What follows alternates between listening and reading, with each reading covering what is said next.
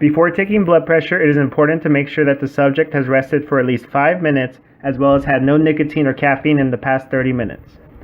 Once those have been completed, we're going to make sure that proper position is being maintained by having the subject sit up straight, make sure to keep their feet flat on the floor, and that they aren't wearing any clothing that could possibly hinder the readings. The arm should be placed as level to the heart as possible right out in front of them.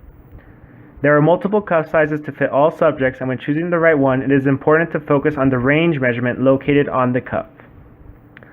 When wrapping the blood pressure cuff around the subject, you will know it's the right one if it falls within this range right here.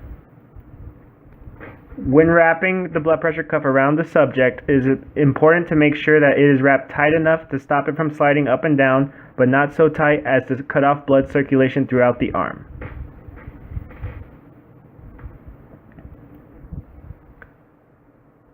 Now, as you can see here, we're making sure this is the right blood pressure cuff, and it falls right within the range that is needed, so this is the cuff that we will be using.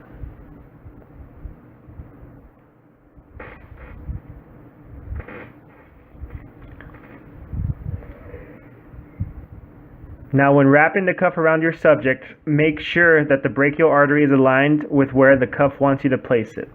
In the case of this cuff, there is an arrow indicating exactly where it wants it to go. After the cuff has been secured, place the manometer on the cuff to make it easier to view when you are gathering the readings. When using a stethoscope to hear blood flow, it is important to have the directions of the prongs facing forward and give the diaphragm a slight tap to make sure that it is still working.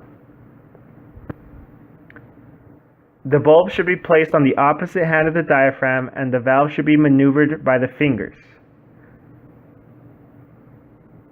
It is important to place the diaphragm below the blood pressure cuff so it doesn't interfere with the readings, and you place it on the brachial artery to hear blood flow. Make sure the valve is turned closed by turning it to the right before pumping. Pump the bulb to around 180 and slowly let the pressure out by slightly turning the valve to the left at a pace of 2 to 5 units per second. The first sound you should hear is a slight tapping indicating blood is slowly going through the artery. This is the systolic reading. The final reading of diastolic is only when silence can be heard because the artery has overcome the pressure of the cuff. Multiple readings should be taken at least 3 minutes in between one another.